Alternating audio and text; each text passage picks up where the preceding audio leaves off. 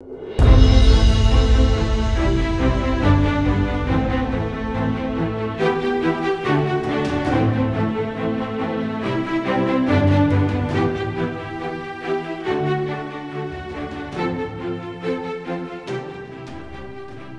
à une autre capsule commémorative qui souligne le travail des élus municipaux de la ville de Saint-Amable.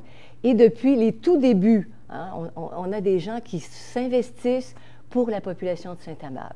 Alors ce matin, aujourd'hui, on rencontre M. Michel Martel, qui a été très longtemps directeur général à Saint-Amable et qui a complété un mandat en 2021, tout juste. Bonjour, M. Martel. Bonjour, madame. Alors, il y a eu plusieurs étapes dans votre cheminement. C'est intéressant de faire connaître ça aux gens de Saint-Amable. Oui. Vous avez eu une initiation à la politique municipale qui est bien particulière. Ça a commencé autour de la table de cuisine, si je ne m'abuse. Ah oui, tout à fait. Oui, on était, mes sœurs et moi, j'ai 3 sœurs, et donc nous étions aux premières loges de ce qu'on appelait à l'époque, encore aujourd'hui, le bureau municipal. Le bureau de la paroisse là, de Saint-Amable. Et puis, donc, mon père était secrétaire trésorier à ce moment-là. Et le bureau de la paroisse, de la municipalité, devrais-je dire, était situé la plupart du temps, chez le secrétaire trésorier, à la maison. Donc, chez Notre vous. maison. OK. C'était pas autour de la table de cuisine, mais proche. Mais la table de cuisine a servi à étiqueter, plier des comptes de taxes, parce qu'on aidait notre père, en fait. Mais ça a été votre initiation. Puis c'est ça. Puis votre père aussi est allé de façon étapiste. Il a commencé à temps partiel. Puis Ben après, oui. ça a pris de l'ampleur. Bien, à ce moment-là, c'était ça. Hein? La plupart des petites municipalités, Saint-Amable était quoi, autour de 2000 de population à cette époque-là, je crois. Et donc, il engageait un secrétaire trésorier, peut-être un inspecteur municipal qui travaillait de chez lui aussi. Et c'était ça. Là. Donc, pour nous, c'était un petit peu comme tout à fait normal de faire partie de cette communauté-là, puis d'y participer d'une façon vraiment là, concrète. Là, jusqu'à plier les enveloppes. À tous les jours. Fait que vous avez pris une autre direction, un intérêt, une passion pour vous? L'histoire? Oui, ça, j'avais choisi, moi, d'aller étudier en histoire parce que j'étais vraiment passionné par ça, oui. Tout ce qui a trait à l'histoire, tout ce qui peut se passer. J'aimais tellement entendre mes grands-parents jaser entre eux, puis quand on avait la chance avec nous, échanger sur le passé, tout ça. Puis je pense que je dois peut-être ça à ma grand-mère, là, cet intérêt-là, parce qu'elle était enseignante dans les premières années de Saint-Amable. La grand-maman Martel? Ma grand-maman J'aime. De l'autre côté? De l'autre côté. Une autre célèbre famille de Saint-Amable. Ma mère était une J'aime. Aussi. Aussi. Donc, vous avez transmis cette curiosité de l'histoire, ce oui. goût de l'histoire? Oui. Donc, ça a commencé comme ça, tranquillement. Puis quand j'ai eu l'occasion, après le cégep et tout ça, il fallait choisir, là, et puis j'ai décidé d'aller en histoire à faire mon baccalauréat à l'Université de Sherbrooke. Et ça devait me mener, théoriquement, là, à une carrière d'enseignement, parce qu'il y avait à peu près juste ça comme opportunité là, pour les gens qui étudiaient en histoire à ce moment-là.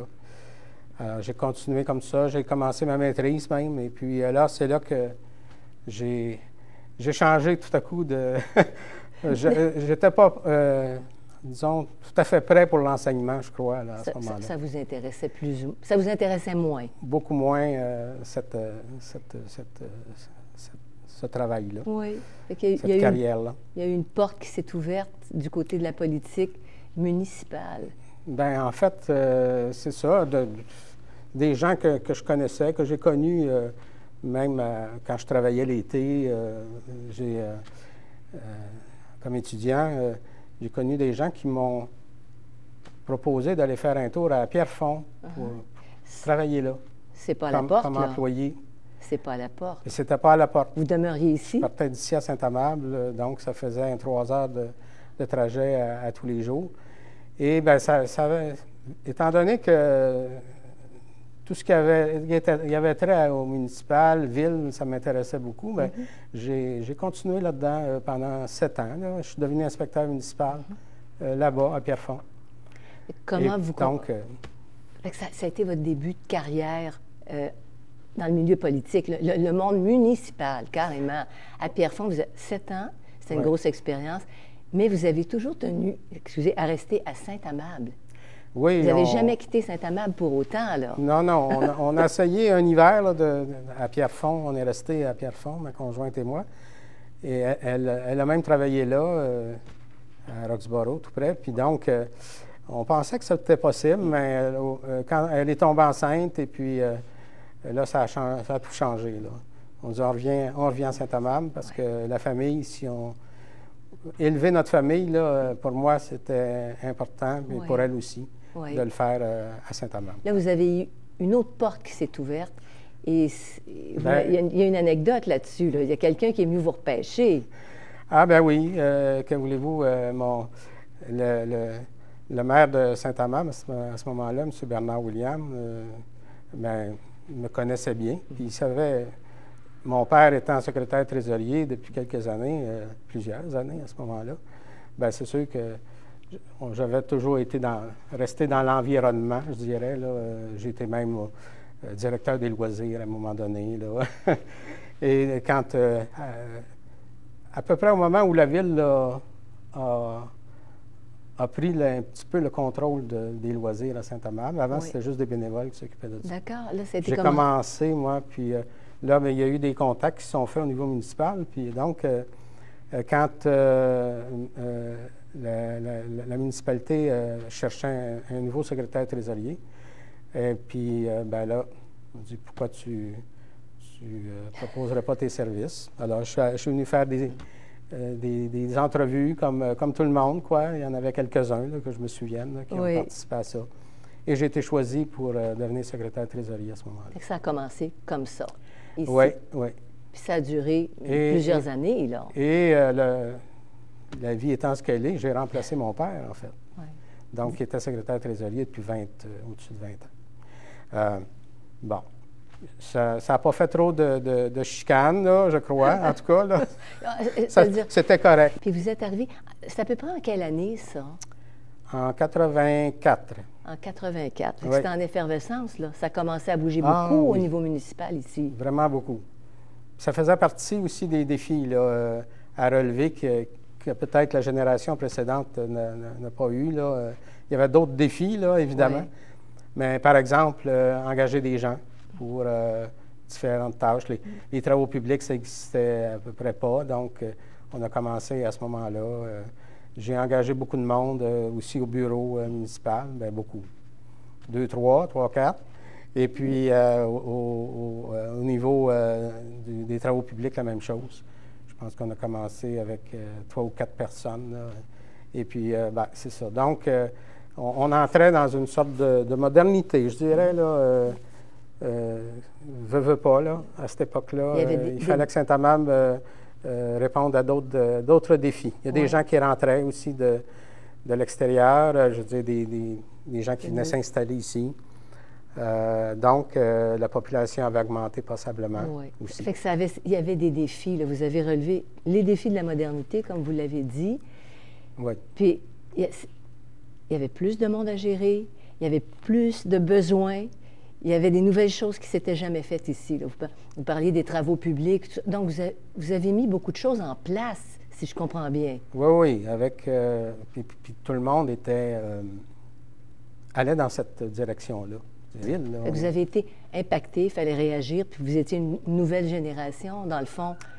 Oui, c'est ça. À aller dans une nouvelle direction. C'est ça. Avec un conseil qui le voyait aussi comme ça. Ouais. Fait que vous avez fait corps avec vos équipes, puis ça a donné quelque chose de positif parce que Saint-Amable a grandi, comme on dit. Oui. C'est ça. On a bien, je pense qu'on a bien grandi, là, je crois. Là, ça s'est bien passé, je pense. C'était des beaux défis, mais vous en avez eu un qui allait dans le sens de vos intérêts, de vos passions. Vous avez eu la possibilité en 88, 4 ans plus tard, de travailler à un livre pour le 75e anniversaire de la paroisse. Vous me disiez ça? Absolument, ben oui. Ça, c'était du bonbon pour vous. Ah, tout à fait. Ouais. C'était un grand bonheur, un grand plaisir d'y participer. Il y a un comité qui avait été formé spécialement pour ça, un comité d'histoire, et puis donc, où il y avait des gens que je connaissais très bien, là, des gens plus âgés que moi, pas mal à ce moment-là, mais j'étais content de faire partie de cette équipe-là, puis de participer à l'élaboration d'un beau gros livre là, qui a été fait, là, qui a été réalisé là, à ce moment-là. Une belle réalisation, je pense, pour souligner le 75e de la paroisse de Saint-Amable. C'était même pas la ville, la municipalité, mais c'était la paroisse en 1913 qui a été fondée. Et là, si on met le pied sur l'accélérateur, puis avec votre regard, on voit l'évolution de Saint-Amable. On passe de paroisse, on devient municipalité, puis ça reste comme ça un bout, puis après, il y a un boom. Il y a un boom dans les années 70, juste avant que vous arriviez comme directeur général. Qu'est-ce que ça a apporté, ça, à Saint-Amable? Il y a eu de la migration, dans le fond. Oui. Pas de l'immigration, mais de la migration de population qui est venue s'installer chez vous. Oui, en fait, quand la municipalité a décidé d'accepter ce qu'on appelle des secteurs de maisons mobiles. Et puis ça, ils l'ont fait, disons, à 4 endroits différents dans la municipalité. Et ça a attiré quand même des gens d'un peu partout au Québec, là. Il y en a eu beaucoup qui venaient de la Gaspésie, ouais. Lac-Saint-Jean, Côte-Nord, ou des gens qui venaient de là, mais qui avaient déménagé, qui étaient venus en ville, là, à Longueuil puis à Montréal, mais qui n'aimaient pas tant la ville que ça. Ils étaient habitués peut-être à des paysages plus ruraux. Et Saint-Amable je pense, était intéressant pour eux. Puis ils ont apporté l'endroit où s'établir. Fait qu'ils ont apporté leur mentalité. C'est resté un milieu rural. Ils étaient bien. Il y a une mentalité très particulière, très chaleureuse, hein, d'accueil à Saint-Amable. Puis ça origine, tu sais, tout ce que vous nous racontez, c'est un peu dans ce sens-là. Oui, oui. Ouais. À l'époque, peu de familles, donc l'esprit de corps, là, de cohésion, là, existait beaucoup à Saint-Amable là, déjà, l'entraide et tout et tout. Et ces gens-là qui venaient plutôt de secteurs ruraux avaient cette même mentalité-là. Puis ils la retrouvaient à Saint-Amable, puis je pense qu'ils ont contribué à la faire grossir davantage, à l'alimenter davantage. La pauvreté. Vous avez constaté beaucoup de pauvreté à cette époque-là. Ça avait été dur d'installer la population. Vous vous êtes orienté vers le soulagement de la pauvreté qui existait. D'occuper le poste de directeur général au Centre d'entraide bénévole de Saint-Amable.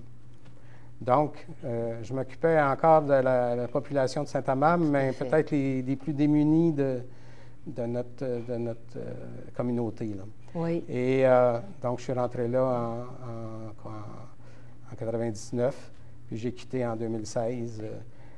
Donc, on travaillait vraiment avec l'équipe, là, puis les conseils d'administration là, pour aider les gens qui avaient de la difficulté, les familles. Ça a toujours fait partie de du paysage, là. Oui.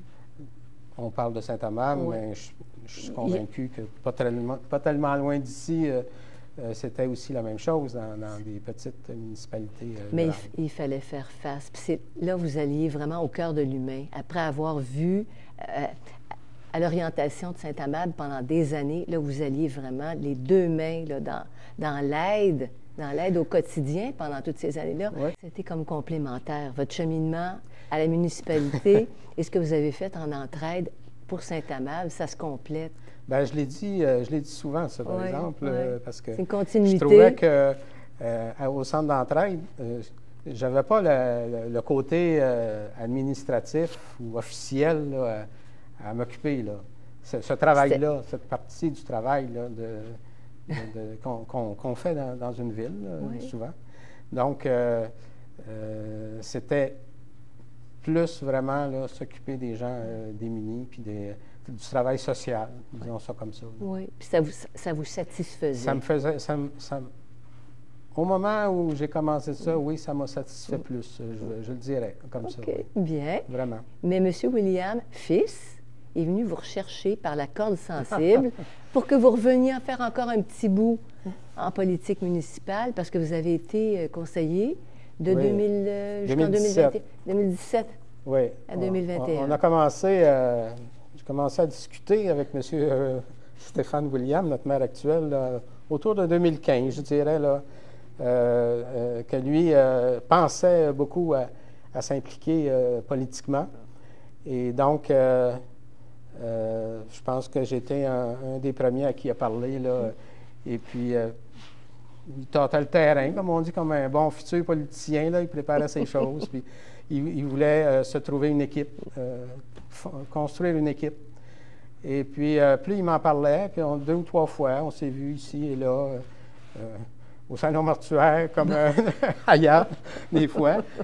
Ça a progressé un petit peu, puis là, à un moment donné, j'ai dit, sais-tu, ça m'intéresserait de me joindre à toi, ton équipe.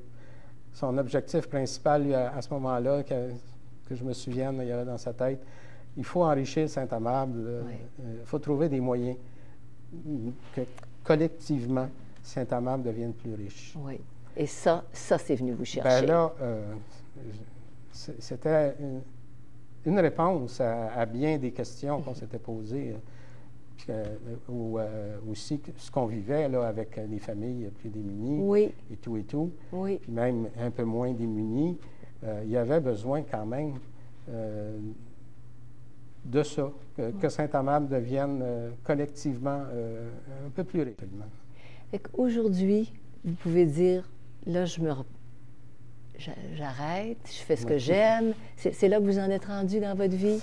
Bien oui, en 2021, donc quand j'ai pris la décision de ne pas me représenter pour un autre mandat de 4 ans, j'avais en tête que j'aurais 75 ans quand mon deuxième mandat serait terminé. Ouais. Et je voyais que, bon, pour moi, c'était plus difficile, là, parce que le travail de conseiller, de maire, c'est demandant quand même. C'est 24 heures sur 24 qu'on l'est, hein, conseiller, puis qu'on est dans le monde municipal comme politicien ou politicienne. Donc, j'ai regardé ça. Je regardais aussi la situation à la maison, ma conjointe qui est malade aussi un peu. Donc, je me voyais plus... Aider votre conjoint. Mais oui, qu'on s'entraide. Oui. Merci beaucoup de nous avoir accordé cette entrevue, Michel Martel. Merci beaucoup. Merci beaucoup à vous. Bien gentil.